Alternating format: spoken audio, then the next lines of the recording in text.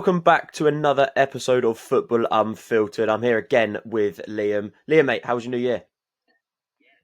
Yeah, all good, Good, working, good, busy, but good. Yeah, good all New good. Year. All Yeah, good with me as well. Just a chilled one. We had quite a lot to talk to as well, didn't we? Last episode, just before New Year. That was when we were recording. It's quite a lot that happened live while we were on.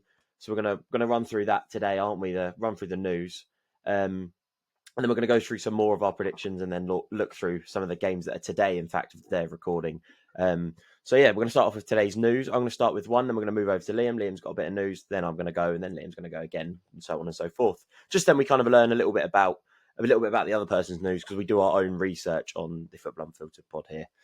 So my news this week is Rooney and Plymouth. Obviously, a big one close to my heart is that Rooney parted ways with us while we were live recording last time out.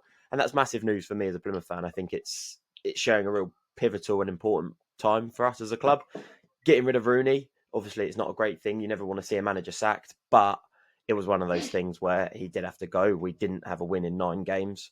We're struggling massively at the bottom. Just lost our best defender to Preston in Lewis Gibson, and we're not showing many signs of actually signing anybody else just yet. We have just signed Michael Baidoo from Elfsborg, but that's another one where nobody really knows a lot about him until he plays in English football. So us mutually parting ways with Rooney does and has helped us. A little bit of background info on the Rooney sacking was apparently newspaper talk is that Rooney was set to be sacked. However, he agreed to mutually terminate his contract so that we didn't have to then pay him, which is a very kind gesture from Wayne Rooney himself, and it's obviously helped us massively. We've kept some funds in the bank, and gives us a bit more money to play with in January. But yeah, Liam, over to you. You've got a bit about QPR now. yeah. I just wanted to touch on as well quickly with the old Plymouth um, manager that the favourite is Stephen Schumacher, and second favourite is Ryan Lowe. So two former um, Plymouth managers in the running, really. 'Cause Uh, I don't really know who's going to want this Plymouth job at the moment. It's not yeah, very it's not appealing, is attractive it? job. Nobody's going to really want to. But I think with the Lowe and Schumacher, they know the club, they know the facilities, they know half of the team. We've not really changed since League One. In fact, we've signed a few players, but a couple of our main players are still there. Our captain, assistant captain is still vice captain. Sorry, are both still there and still in the fold. So yeah, it's an interesting one, and I do think it will be one of the Scouts lads that comes back in and takes reins at Plymouth. But yeah, over to you, QPR. Yeah, so we're going to do a transfer special at some point. Um, Probably we'll try do a little segment halfway through and catch up on all the transfers. But on the first day of the window, Ronnie Edwards signed to QPR from Southampton on loan to the end of the season. He had an amazing spell uh, last season at Peterborough. Managed to get into the team of the season for League One. Looked really comfortable on the ball. Still really young, 21 years old. Um, with Steve Cook being injured and our injury record at the back, Jay Clark, Salter, Morgan Fox, this is a really good signing for us for the end of the season. And I'm sure nothing will come from it after we won't sign him. Um, but I think this will be a really good deal for the back end of the season for us. He's excited talent, isn't he? Ronnie Edwards. He's a very good player. But yeah, we'll have to see what he holds at QPR. Hopefully, a couple of weeks' time when we face off, he'll be playing, and we get to see a little bit more about what he's about. And then on to a little bit of Premier League news before we jump back down into the Championship, because there was a few bits that did happen this week in the Championship. Well, in the last few days since we last recorded. But then Maguire contract extension, which is good for him because he's had so many setbacks as a player. United fans been on his back, England fans been on his back, so I do really like him, and I am glad that he's getting that recognition again at United, and hopefully coming back into that starting 11 soon. I've heard Amorim said that it was due to leadership and they're lacking leaders, and Maguire he's probably the best leader they have. Bruno Fernandes sets the example on the pitch and on the ball, but I think in terms of leadership and probably discipline wise, Harry Maguire is their best player. I know you've probably got some thoughts on Harry Maguire as well, don't you, Liam? Yeah, no, I really like Harry Maguire. I think he went through a stage where he was getting so much unnecessary um, criticism, really, because he's come to a Man United side which has just been shocking, and he's been kind of at the forefront of it. Um, and he's kind of the easy person to criticise, but I think, do you know what? On his day, he's actually a really good centre half, and I think this is a good deal for United because at the end of the day, they needed to kind of extend his contract. I was actually having this conversation with my dad yesterday. I don't know if they've extended it to be able to try and get some sort of money for him and sell him because obviously they don't really want to let him go on a free. But yeah, I don't know how this is going to Seeing pan that, out. But yeah, I think it's a really good deal for United and yeah, for yeah, Maguire. definitely. As we're seeing that a little bit with Trent as well at the moment, aren't we? We're in and out of talks whether he's going to sign a contract, whether he's not, whether he's going to Real Madrid January, whether he's going in the summer. It's a big window, I think. This for many clubs. There's a lot of players out of contract, a lot of big names, especially surrounding Liverpool too. But that's one we'll probably touch on later down the line. But yeah, it's just an interesting way that football works. That some clubs are happy to let players go on a free. Other clubs will look to sign a contract just so then they can sell him for a bit of cash down the line. But yeah, over to you again, mate, for Yeah. a bit of championship news. Just we spoke about Narcis Palac last episode getting sacked by Stoke City. Stoke have turned it around quite quickly, and they've managed to bring in Mark Robbins on a 3-year deal. What do I think of this appointment? I think it's a really good appointment. As in, I think Mark Robbins is such an excellent manager, taking Coventry obviously from the brink of National League to being one kick away from the Premier League is nothing short of unbelievable, really. But at the same time, things started to fall apart a little bit near the end of his reign at Coventry with his arguments with his assistant manager and all sorts, and results didn't go his way. I just think for Mark Robbins, I'm surprised he's taken this job. Um, I was listening to another Championship podcast the other day, and they said the same thing. They're surprised that he's taken on this job. I would have thought he would have looked for a team maybe higher up the league, definitely not in the Premier League, but pushing for that player spot a bit more. I think the Stoke job is a really tough job. We've seen many good managers go there, like your Nathan Jones, your Steven Schumacher. Schumachers. You've seen them go there and not be able to make any difference at all. So this is a big job for Mark Robbins to try turn it around for Stoke. Stoke have been in a rut for a fair few years now. But seeing what Mark Robbins did at Coventry, definitely, I think he could turn it around for Stoke. It'll be a long process, but I'm sure he could do Yeah, it. I agree. I think he's a good manager. Coventry fans were quite upset, weren't they, when he did in fact leave? Well, leave. He got sacked. That was the end of it. They were quite gutted about that because, yeah, like you say, he's done so much for that club. And yeah, Stoke maybe not the job for him, but we'll soon find out. I mean, they've got a big games coming up, so we'll have to see. And then over to you one more time for a little bit more, which is a bit more of a fun piece of news because it was an absolutely sensational strike, wasn't it? From who? Uh, from Josh Windass at the weekend. It was in his own half, and he's picked it out a tree. That was just a beautiful goal. And yeah, I don't think anyone, a lot of players, that's such a tough shot to achieve. I've seen many things saying different, but I think that's such a Yeah, great strike. I don't know what your it's an opinions are on insane that, but strike, and it just shows the confidence of him at the moment, and the confidence of Sheffield Wednesday that they have really turned their season around from last season struggling, and now this season they are absolutely flying above probably where they should be, above their post, and that's just the confidence they have as a club. And Josh Windass's strike says no other to me than a confident player. it was quite obviously there's a bit of Mm. luck to it. It was quite an audacious strike, especially when they were at that time they were only winning Yeah, 1-0. against a good opponent as Doing well, quite like a a club that they've got a lot of history derby, yeah. with Derby being in a lot of leagues at the same So, time. but yeah, no, it Very was a good great strike. strike. So that kind of rounds up our news for this week, doesn't it? So now we're going to move on to our predictions and our results from last week. We're going to start with the Arsenal-Brentford game. We saw Brentford take the early advantage here with an Mbromo strike, and then it was just an Arsenal onslaught from then on, really, wasn't it? It was, I don't know, did you catch much of the game? Yeah, I managed to catch the game. Yeah, I think Arsenal started quite slow, um, but then she started to go into the game. Another great goal by Gabriel Jesus. Uh, Was it reactive? and yeah, I remember speaking about in the last pod about Martinelli not being able to step up, but managed to get his goal. And I think Arsenal obviously get two quick goals, 2 in 3 minutes, really killed off Brentford. But again, it was always going to be a tough game for Brentford.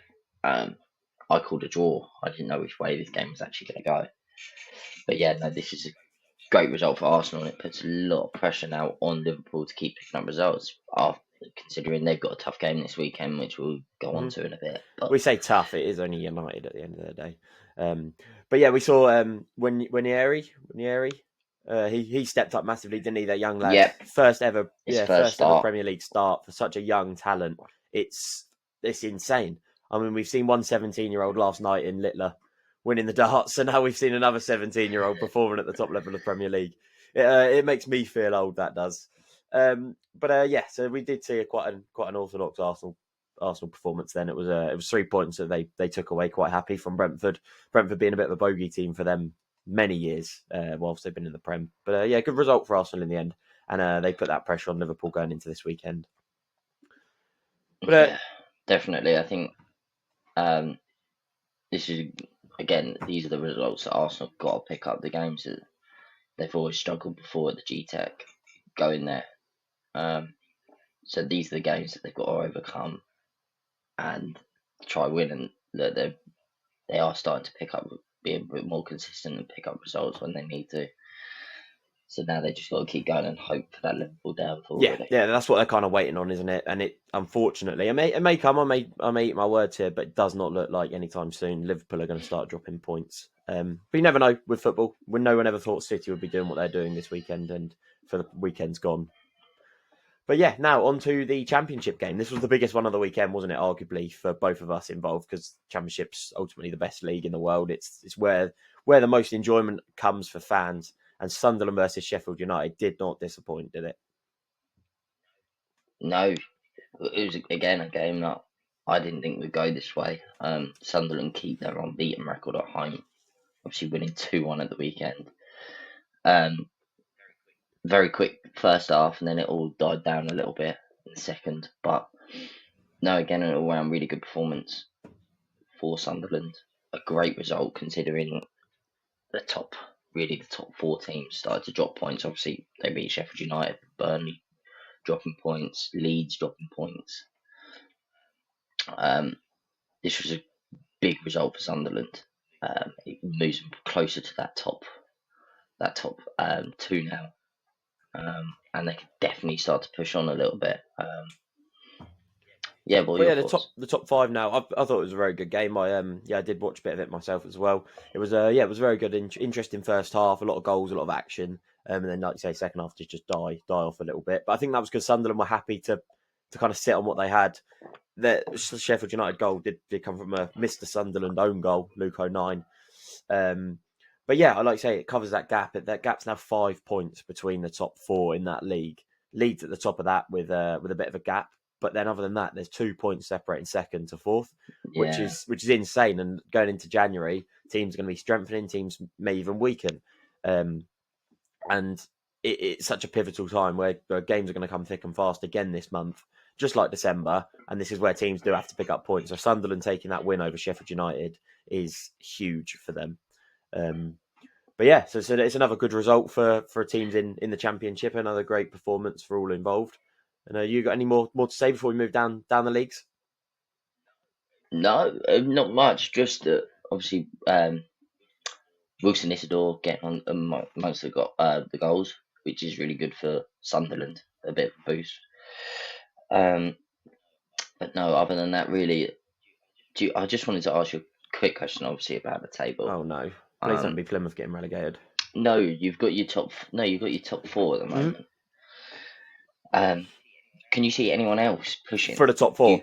After that, you've got for that top two really, because obviously you've got Burnley in second, and you've got Sheffield United and Sunderland, but then you've got Middlesbrough in fifth on 40 points, so they are 9 points away.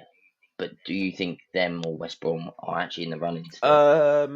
I think you can never count anyone out. I think that's fair to say in the Championship. You can never ever count anyone out. But I think currently the way that form is going, the way that the four teams at the top are performing, no, I think those four are going to be the four that battle for the automatics. And I think then the quality currently, I think that one of those teams is going into the Premier League next season as well. If that's me saying that in January, we'll revisit that at the end of the season. I may have been completely wrong, but I think that three of those top four teams will be seen in the Premier League next season. And unfortunately, I think it will be Leeds, Burnley, Sheffield United at the moment. But we're going to do a whole video on that soon, aren't we? Talking about promotions and Yeah. relegations. But yeah, currently I do think there'll be three of those top four teams that are in the Prem next season. You? Do you think Okay. Middlesbrough have got the? I still definitely think Middlesbrough have got the capabilities of making that top two. I do really. I've got this soft spot for Middlesbrough. I don't know why. I think they're a really good side, and they've got some winnable games coming up now. So yeah, it's going to be a really interesting back into the season this year, the Championship, because it's table again like last year. It's Yeah, so close. it always is, isn't it? It's It's so always one of close. those tables which is just you can separate it like you can separate it by about 10 points in your playoffs and relegation. So it's Well, yeah, you look at it. You look at it from my perspective as a QPR fan. I'm looking at it. We're only 7 points off the relegation zone, but we're only 10 points off the yeah, playoffs, which I know we're not going to make, obviously. and you But I'm just looking at it like that, and and in I'm the real like, do you know world, what? If we win another two yeah, games, we're going to be close. you had a terrible Like, start too. So you got to remember that. Like yeah, if you had picked up two more wins, you'd been on the brink of playoffs. which It's is why this crazy. league is the best Yeah. league in the world, because it's just so competitive. But I also want to just touch on um, Sheffield United as well. Obviously, they've had some tough games, but they've started. There's 3 games without a win now for them, and fixtures aren't getting much easier for them. They got Watford as we record today um, at 3 o'clock away. Obviously, Watford haven't hit. They've dropped a little bit of form, but at home, Watford have been really good this season. So it would definitely be interesting to see if Sheffield United can bounce back. So can't afford to go on win a winless run really, because after that they've obviously got their FA Cup game, but then they've got Norwich, which is again a tough game. Norwich are so inconsistent; you never know what Norwich are going to get. So it's crucial now for Sheffield United to just pick up a win Yeah, and definitely. cancel out this winless Mm, run really. yeah, I agree. I think at the moment they are kind of in one of those teams where every team goes through them. We see it with every team. They do go through a little bad patch. They're in that, and it's how do you get out of that? How do you react to that bad spell? And I think we'll see today. Today will give us a clear indication if they lose again, four on the trot without a win. It does start to look a little bit more worrying than 3. 4 is that slippy slope of then you're in 5, and if you get to 6, then call off automatic. Um, so it's interesting. We'll have to see. And like you touched on the FA Cup as well, we will be doing an FA Cup special next week, so we keep up to date with all of those because I think we're both in attendance at FA Cup games as well. Am I right? Yeah, you're on your way to Yeah, Leicester. I'm on my way to Brentford. We're both going to come back exactly the same and not in the hat for the next round. But all right, so on to League One, mate. We had Cambridge versus Reading in a game which you predicted. You were all over Cambridge winning. You were adamant. You were your soft spot for Cambridge was coming out, and you really wanted them to win. no. Well, I just want to say well done because you No, no, predicted thank you. 3-1. I'm here all day. Um, But I don't know. I just had that little feeling that maybe Cambridge could get something from this game because, like I said last episode, Cambridge have been quite, Reading have been quite inconsistent against the lower league sides. But yeah, again, just a couple of the players that we picked out performed really well. Sam Smith getting in amongst the goals, and Harvey Nibbs getting on the score sheet twice. Convincing in the end for Reading. Cambridge fell apart a little bit, but no. I think there's still some positives to take for Cambridge here. Obviously, it puts them closer and closer to that relegation zone. But yeah, I think Cambridge can bounce back from Yeah, this. yeah. What I do you think think? so. Yeah. Like we touched on as well, Sam Smith scoring against his old club. I didn't, in fact, see the celebration. I don't know if he did celebrate or he didn't. But yeah, it's an interesting one as well. That's another thing we'll touch on later down the line is celebrating against your old club. But yeah, Elias Kachunga then rebounding from a Harvey Nibs goal, so it was then 1-0, and then yeah, Reading, like you say, just kind of turned the screw a little bit within 4 minutes, 5 minutes, scored again, and then later down the line, Sam Smith did in fact get his goal. That was about the 80th minute, I think, a little bit later. But yeah, it's all in all, it was a good game. And like I said, I predicted a Reading 3-1 win, so I'm over the moon with that. And it sees Reading in that playoff spot still. So they're comfortable now. They've got a little bit of breathing room. Only 2 points, so it's not a lot. But they've got that space now where they can push forward. 3 points off the team above. And then they've got 2 points below them. So they've got a little bit of barrier now to play with to try and push on today. In a game where they've got, They what got have they the got today? They've got Charlton, haven't they? Yeah. Yes, they do. They got Charlton away, but I look at obviously they've got the game in hand over Wrexham, but Huddersfield above them have got uh, a game in hand over Reading. But if Reading can keep up and stay consistent, they're really in for a shout. I'm really impressed with the way that Reading have been able to continue their form even after losing Ruben Selles. Um, it's looked like it's not even affected them at all. Which is a real positive for Reading, and it just shows that they've got a really good group of players there wanting to do the best for the club. Um, which is, yeah, like I just said, really impressive. Cambridge though, they got to find something. Obviously now 23rd, closer into that bottom of the table really. They've dropped in 3 points off safety, and to be honest, the team above them, Shrewsbury, Sorry, mate, they're 5 points off safety. as 3 points off Crawley. Four oh teams go god, down, yeah, don't they? So sorry, it's 5 points from safety. So yeah, they're 5 points from massively off. safety. But you look at it as well. I know Crawley are out of form, but you've got Shrewsbury there, who since Ainsworth has come in, have picked up some results here and there. They've got a couple of wins, a couple of draws. Um, so for me, if I'm looking at any of them teams at the bottom at the moment, I'm looking at Shrewsbury to be the ones that To maybe jump stay out. safe. Yeah, definitely. Um, Bristol Rovers, obviously, I believe they've still got Katamar. I haven't seen anything come out yet about a new manager. Could be wrong. If that's my fault if I haven't I seen haven't that. seen But anything either. um, yeah, so it'll be really interesting to see how Cambridge get on. But they've got Bristol Rovers on The day of recording, isn't it? Yeah. I was going to say today it's at today. twelve It's thirty. early. Yeah, so this is a game that they cannot afford to lose.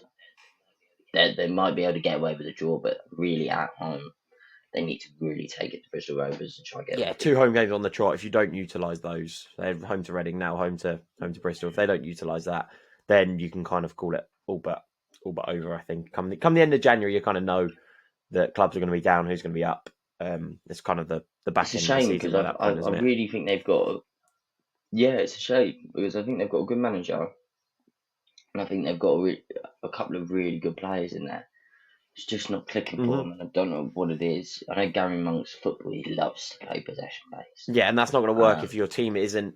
And as we touch on, they've got a good team, but capable of yeah, doing if they're that. not capable of playing that type of football, it's difficult. But yeah, it's an interesting one, isn't Yeah, it? It's all part of the fun. That definitely. we'll say it's all part of the fun. So now we're touching on our biggest game of the weekend, which none of us, I don't think, predicted. No, not It at was an all. early start for Grimsby. They went 1-0 up, and then it was 1-0, and then it was 2-1, and then it was 3-2 Accrington by the end. So it was one of those games. It was all Grimsby. Thought Grimsby were going to win it, and then it was 1-0 for a period of time for about 25 minutes, and then we saw another Grimsby goal. It was like 2-1. Okay, they've set now. They're going to win the game. Nothing happened in the second half, and then bang, 80th minute comes around. No, 80th. Earlier than that, wasn't it? Much earlier than that. Accrington penalty, and it was like Accrington are back in the game. Finally, then in the 82nd minute, we see an Accrington winner, which nobody had in their scripts, nobody had on their bet slips either. But yeah, it's an interesting one. What are your thoughts? Yeah, it's a brilliant what game. It's a brilliant result for Accrington. Obviously, moves them a bit closer away. Well, not really a bit closer. They're on the same points as the relegation zone, but they're out with a couple of games in hand. So, yeah, really, really impressive result for them. For Grimsby, Doesn't help them, does it? it's a no, it's a for me, it's a minor blow for them. Obviously, it would have been nice to pick up a win. But look, if they can bounce back again today, they've got Bradford away. So a team just below them, so it will be a tough game. Bradford have started to pick up a bit of form since we last spoke about them. But no, it's one of them. Grimsby, I thought, played well. I think Accrington just got the rub of the green, to be fair. And but yeah, really impressive. Really We impressive. spoke about last week the gap between so many teams in League Two. That gap has now increased. So from second to eighth place is 3 points. That's insane because that's the difference between an automatic spot, a playoff spot, and nothing at all. And that is 3 points. That is a win. To be honest, I don't know how you can continue talking about playoffs. Who's going to make the playoffs at the moment? Because it's so unpredictable. It's and then mad. even if we were to look down to a little bit of a wider stretch, there's only 6 points that cover half of the table. So 6 points cover 12th to second. So that's only a decent run of form, and you could be MK Don sat in 12th now, rubbing your hands together, thinking we're in for a shout here of automatic, and everyone's looking at that going, "No, mate, you're in 12th." But you got to look at it as well with the games. You look at MK Dons, for example, on 34 2 points. games in hand. Played 2 less games than, for example, Doncaster. They win their 2 games in hand.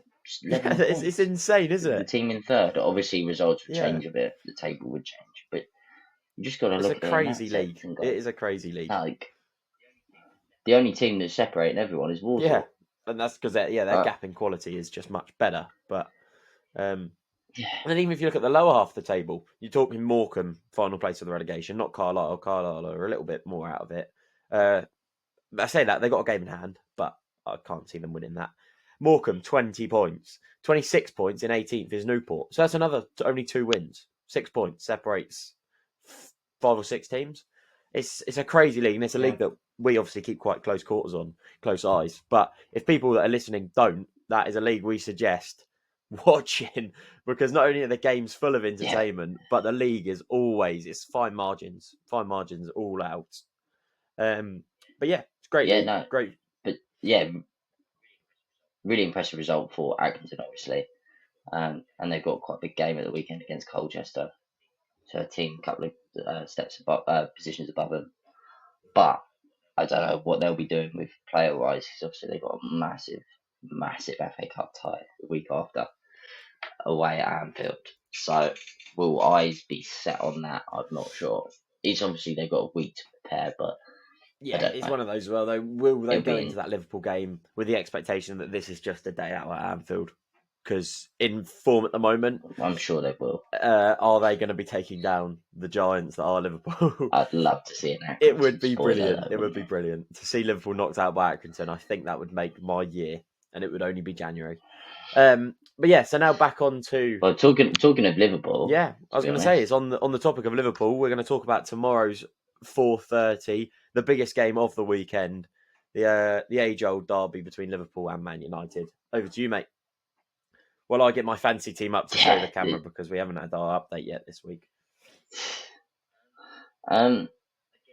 Again, I know you said at the start of the pod, you're talking 94, about. Oh, it's 94 just for anyone that's watching. Oh my God, I hate fantasy football. Sorry, over to you, mate, for Liverpool. Yeah, so you said at the start it's obviously only Man United, but I know they've had 3 awful results, and they don't look they don't look like a side at all. But I feel like this is a game that United will still step up for. We saw them step up against City and how well they played against City. Um, this is technically, obviously, a derby. And yeah, I think it's a game that could see Liverpool very easily step up if they don't go into the game with the right attitude. Obviously, Liverpool, Luis Diaz, Salah, Gakpo at the moment as well is phenomenal. Gakpo. Just you can't name a weak link in that Liverpool side at the moment. But this, obviously, now with Arsenal putting pressure on, this is a must-win for Liverpool. Really, every game for Liverpool is a must-win at the moment to see off Arsenal.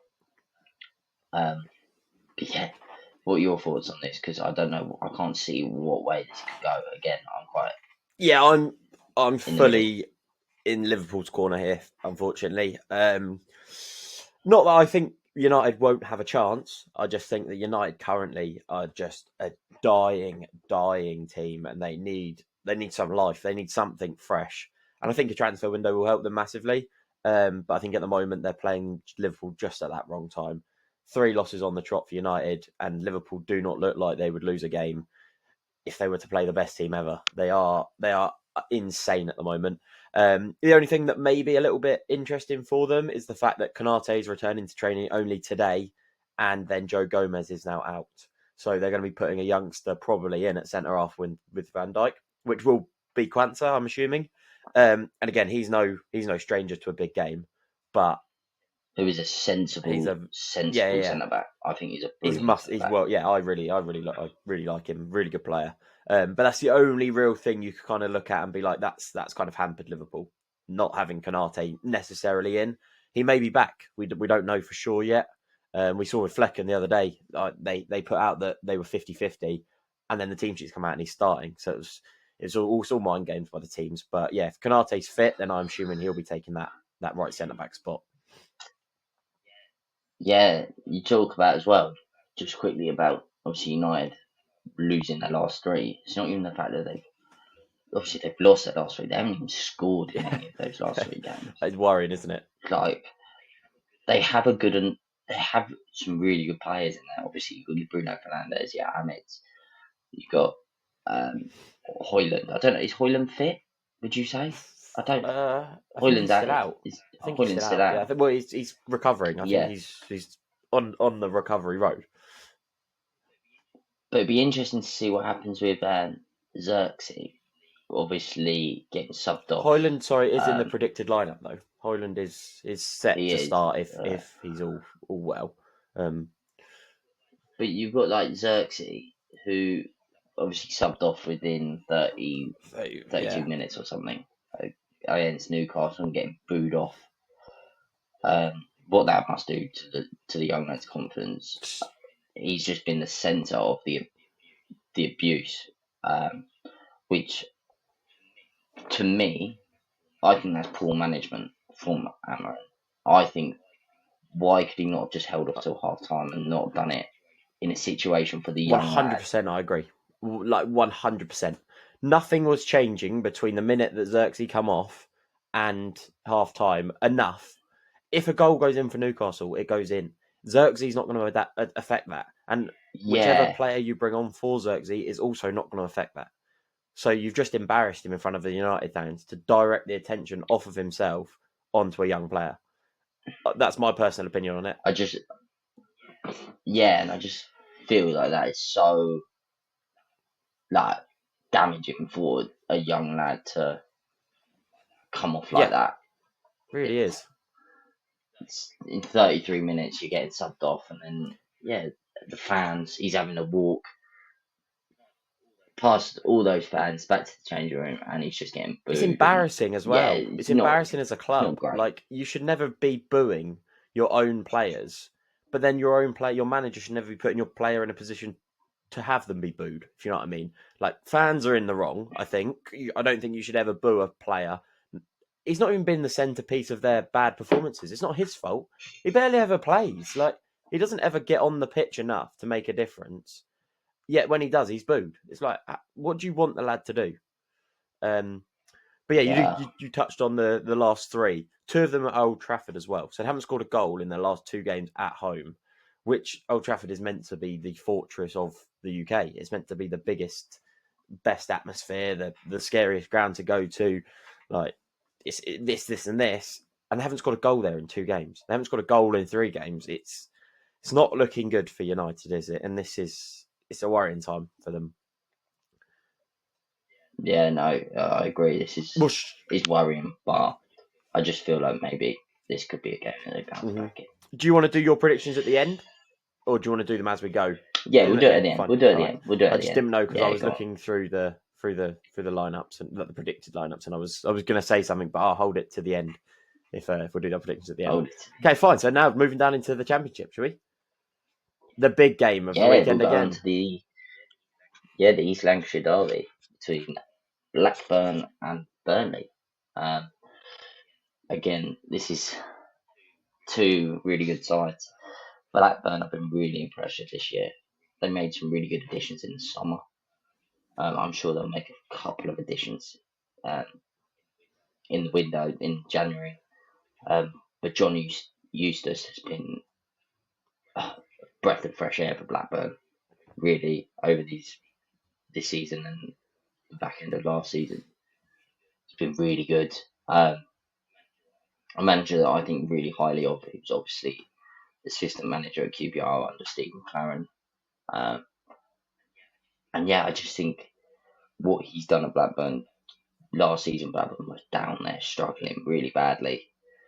Managed to stay up on the second last game of the season or whatever. And he's just got playing some really good football. He's got some really good players in there. The standout one for me that I look in is Tyrese Dolan. I really like him as a player. I think he's when he's in form, he can light up. He's a good player, very tidy player. But he's one of them players that can be completely out of the game. So he's very inconsistent, but I really like Tyrese Dolan. And I think he could be a game changer in this one, to be honest. Well, people talk about derby days, game changers, and it's individual performances, isn't it, really, that make derby days so special because form goes out the window completely. Excuse me, I've got an itchy eye. The form just goes completely out the window. You don't need to necessarily be up there at the top of your game to win a derby. You don't also then, if you're rock bottom, you're struggling for points. A derby day can sometimes be the best game for you because you go into that with a clean slate, thinking we have to win this game, not for us, for the fans. This is such a big game for the fans this weekend, and it is the live 12:30 game, which is nice too. So we'll hopefully get a watch of that shortly. I'll definitely have that stuck on today. And as we touch on, this is the day of recording, but it should also be the day of uploading as well. So we keep saying that we're recording in the morning. It will be uploaded before the 12:30 games kick off. So if you are tuning in and listening, please then jump straight from us to them games, and then you can listen into our predictions live whilst they're happening in front of your own eyes. But yeah, that's kind of all I have on the Blackburn versus Burnley game. I think it's Derby Day. It's a massive game for all involved. All parties, managers are going to be thinking there's going to be a lot of prep that goes into this game, which is probably different to the normal. We look at Burnley and their clean slate at the back. Is that going to go out the window today? Who knows? Yeah, no. Look, Burnley's again. They've had a few disappointing results, as in not got wins in their last 2. 3. Last 2 was that they drew their last 2 and then they beat Sheffield United, didn't they? Oh, of course, yeah, in their last 2. But again, they're sitting there in second. I think they've definitely got a chance of winning the league. Obviously, obviously winning the league. But I forgot to add to the news, actually, a bit of news that Ashley Barnes was re-signed, hasn't he? He's re-signed to the end of the season. Which, again, I don't know if this is a good deal or not. Definitely for leadership-wise, this is a really good, smart appointment. What am I on about? Smart deal. But again, is he past it a little bit? Probably. But he could probably pick up a couple of goals in the Championship. He's got that quality, doesn't he? Quickly on that, Andre Gray has left Argyle as well. That happened. His contract obviously ended Friday, yesterday, which is gutting, I think, as well. But we don't need to talk about that. We talk about that in the transfer special because it's not the best of news. I kind of wanted him to stay, but never mind. But carrying on with the theme of Blackburn and Burnley, Yeah, look, the only thing that worries me about Blackburn is they haven't really got a standout goal scorer. They've got Ohashi, who's on 5, but really, and then they've got Vyman on 4, and then all their goals are really spread out throughout their side, which isn't a bad thing. I'm not saying that's a bad thing at all, but I feel like they They need need a set goal scorer. Yeah, a yeah, bit yeah, more. definitely. Yeah, they need someone up there that's gonna carry that team.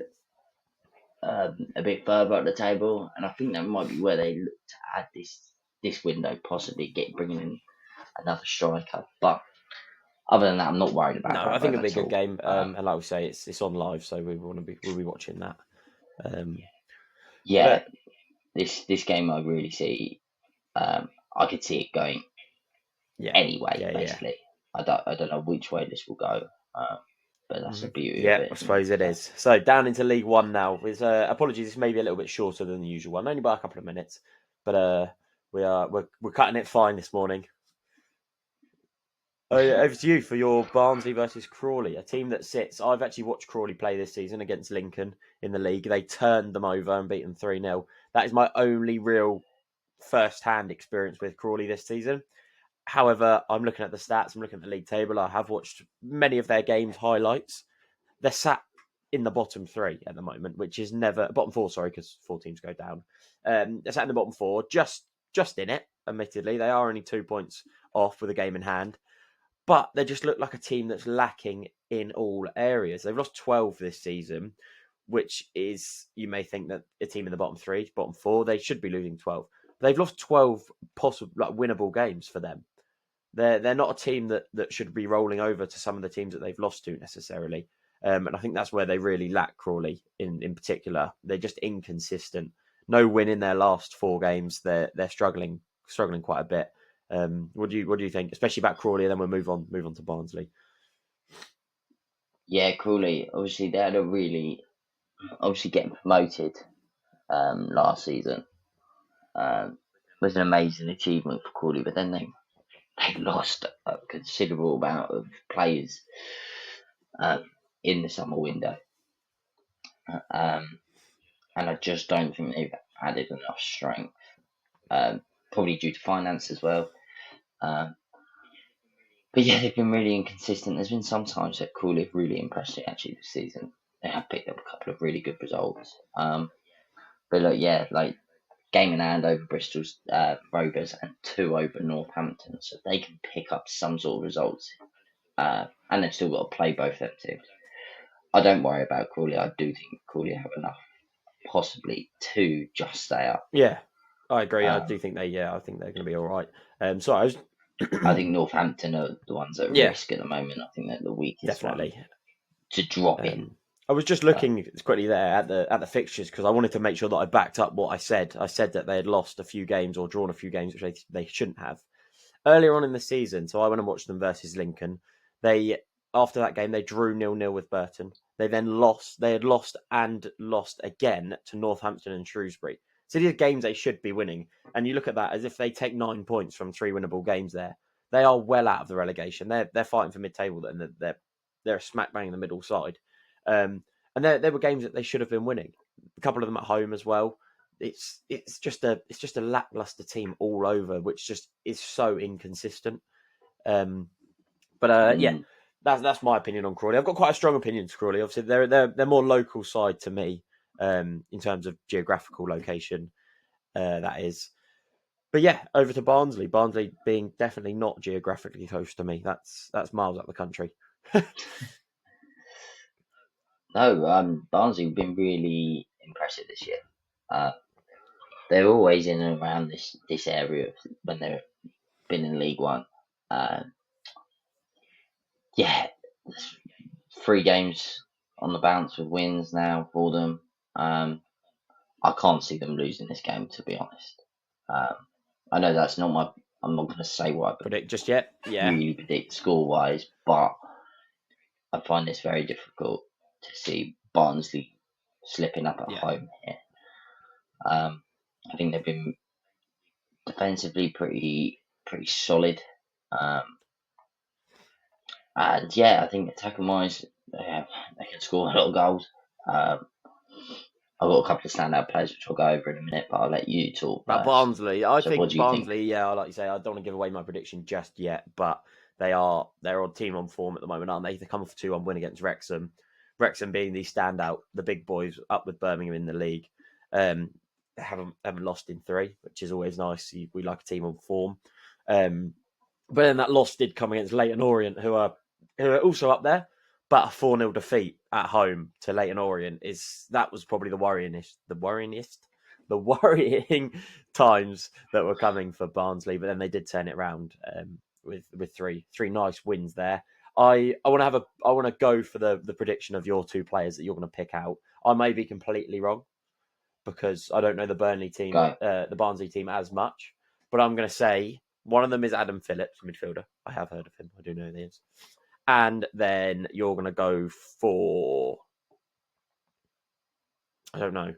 Actually, I give up. I want to just Adam Phillips. Adam I Phillips knew it was was going going to to be be one of one them of them. because I've seen he's on good form as well, isn't he? His ranking is he's a very good player. Yeah, it's 18 games, 7 goals. Yeah, really good player. Someone that I really liked, and I think probably a step up maybe into championship could be on the cards for. But yeah, my other player was going to be Stephen Humphreys. Um, again, 4 goals. Um, he's been quite hit and miss really this year. But Barnsley, the issue with Barnsley is again the goals. They don't seem Come to from strikers. come from differences from Blackburn, for example. You had most of their squad have contributed, whereas Barnsley, it's not many that have actually No, contributed to there's goals. two that are quite You've stand probably got out, aren't about they? 10. 2 that are quite up there with 7 plus, Yeah, and then the so rest are on 4 and below. it'd be interesting to see, obviously, how that pans out for the rest of the season. But yeah, like I said, I can't see No, anything we'll go other through than our predictions shortly, but I think we're both going to be predicting the same thing here. But yeah, that. over to League Yes. Two for the final game of the weekend that we've picked out today. We did touch on them previously a couple of weeks ago, but it's only right. There's not many games that stood out to us for League Two, so we're going to touch on our boys in Notts County and then our Swindon team as well. Oh Oh boys, boy. as if any of us support or give a flying. If anything, I'm backing So am Swindon in I. this one. So, but yeah, do you want me to Yeah, start yeah. off? You treat yourself, mate. Yeah. Obviously, Notts County um, did obviously had a really tough game last time out against Warsaw, and they really played well against Warsaw. Um, like we've touched on before, they got some really exciting players. Again, Jatta was amongst the goals. That's him on 9 goals this season now. Um, you got McGoldrick that can carry this squad through. Um, yeah, it's an interesting game because Notts County have been so inconsistent this year. Um, they currently sit 7th on 37 points. But prior to that loss to Warsaw, they'd won their last 3. So yeah, this is one of them games, and then Swindon. Since my boy Ian Holloway So it's your boy in our um, team. took charge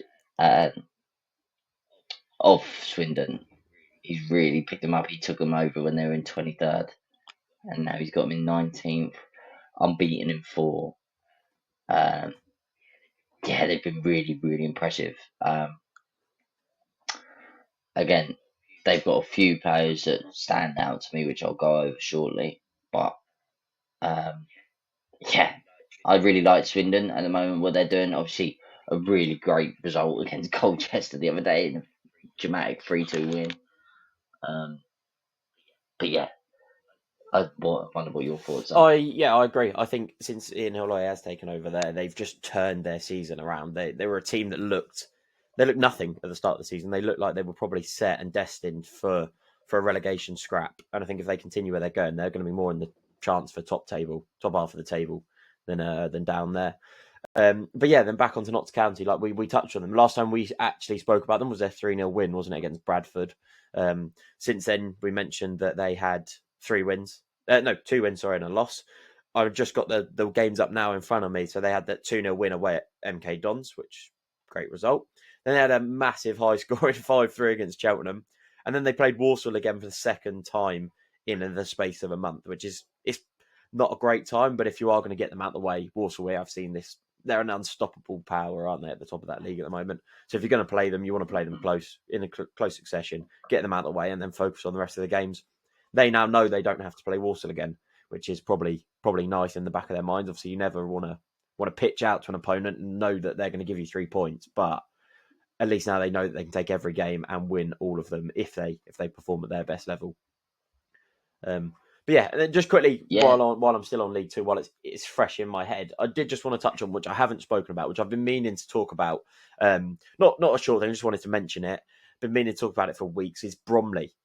How have they jumped up the league and are doing so well? They're currently sat in 11th place here, and it's their first ever season in EFL football. I just wanted to give them a bit of an appreciation because they are doing so well. They're punching right above their weight. And their team's coming together. They're like, for me, they're like the Nottingham Forest of the Premier League. I see it all over my TikTok, my Instagram, my such and such on Twitter. They are everywhere. They're so happy to work together. They're always celebrating. They're always out partying after wins. Like they look like such a good team atmosphere. And that's all. I kind of just want to give them a bit of appreciation. They haven't lost in 10 games, and they've just come up from the National League. But yeah, over to you, mate. Back to the game in hand. Yeah, no, it's been really impressive, Bromley. I'm sure we'll touch on them in a couple of weeks in one of the fixtures, and we can talk more on it. But yeah, like Swindon, they got Harry Schmidt on 10 goals this year, so they've got someone that is obviously clinical up top for them, that can really help them stay up. I think it's obviously going to be a really tough season for them. But do I think they can stay up? I do. They've just got to keep battling, keep fighting, and I know for a fact Ian Holloway will not let his team go down. When he was QPR manager, the only thing Ian Holloway asked for was his team to fight. He loves his teams to play nasty, and do you know what, he does get results. He might not be the best manager out there. He's always battling around near the bottom, and in his late career anyway with us, and obviously with Swindon, and he had a bit of time at Grimsby. But no, I think this is a smart appointment from Swindon to be able to get in Holloway in, and I think he can secure safety. So I think this is a really tough game to go. Yeah, it is. I mean, like I said, we're going to go for our predictions shortly, but yeah, like you touched on Ian Holloway, he's a proper old school manager. Like quite like watching some of the football that he produces from his teams, because it is that traditional football rather than the football we sometimes necessarily see today. But yeah, should we go through our predictions now? Okay, so do one for one again as always. So we're going to start with Liverpool Man United. Over to you. You can go first. Yeah, again, like we said, touched on, it's a really difficult game because I can see for some reason United turning up. But I'm going to stick with my gut, and I'm going to go with a 2-0 win to Liverpool. 2-0. I was going to go 3-1. 3-1 Liverpool. That's my prediction. Yeah. Down to the Championship for the game that kicks off in under 4 hours as well. So if you are watching this now and listening in, please do then go on and watch that derby day from Blackburn and Burnley as well. Yeah, this is a difficult one. Obviously, I like to battle on all the time about Scott Parker and big games. I can see though a Blackburn win here, so I'm going to go with a 2-1 Blackburn. I was going to go 1-0 Blackburn. Yeah, I'm going to go 1-0 Blackburn. I really like what Blackburn are doing. Yeah, they're a very good side at the moment. Down into League One, we have League One, Barnsley versus Crawley. Barnsley. I can't see anything short of a 3-0 win. 3-0.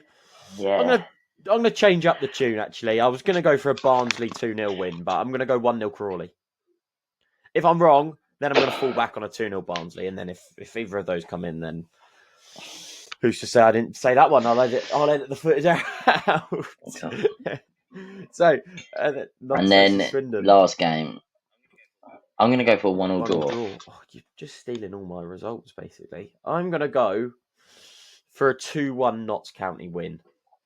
I think it's just a little bit above Swindon at the moment to beat a team like Notts. But who knows? I'll maybe prove wrong today. Again, that's another 12:30. I think we've got a feature for 12:30s today. So that's another 12:30 today, if you are interested and want to watch it. But yeah, that does conclude another episode, doesn't it? Unless you've got anything more to add. Yeah, no. Obviously we said last episode about doing the championship team this season. Obviously because it's been a double episode this week, it will be in the next episode, won't it? Our Yeah, championship next Friday it will be. season. By the time it's out. Yeah, so it's going to be every Yeah. Friday now, won't it? Now we're into the new year. We've done past that, so Yeah. it's obviously Saturday today. That's because Liam had a little bit of issues yesterday recording. So we're going to be moving on now to Friday. Hopefully, if not, it'll be Saturday morning latest. Really. Yeah. So we'll be getting our episodes out from Fridays every Friday. And then lastly, before we go, again, just a quick plug to we are on YouTube, we're on Spotify. So Spotify is Football Unfiltered, just one word. YouTube is Football Unfiltered podcast. We've got a bit of a blue logo going at the moment. And then Instagram is football.unfiltered. TikTok, football.unfiltered. So if you are interested, please do subscribe, like, follow, do all of that sort of stuff. This is when you'll now see it coming over our faces as well in the edit. So you'll see subscribe and like coming on somewhere. So I'll just stand like this or like this and you'll see it coming soon. But yeah, thanks again. If you have tuned in for another episode of our Football Unfiltered podcast, it's been a delight, Liam, once again, mate. And enjoy and come on the Greens. First one of 2025. First one of 2025. More to come. All right. See you later, mate. Have a good day and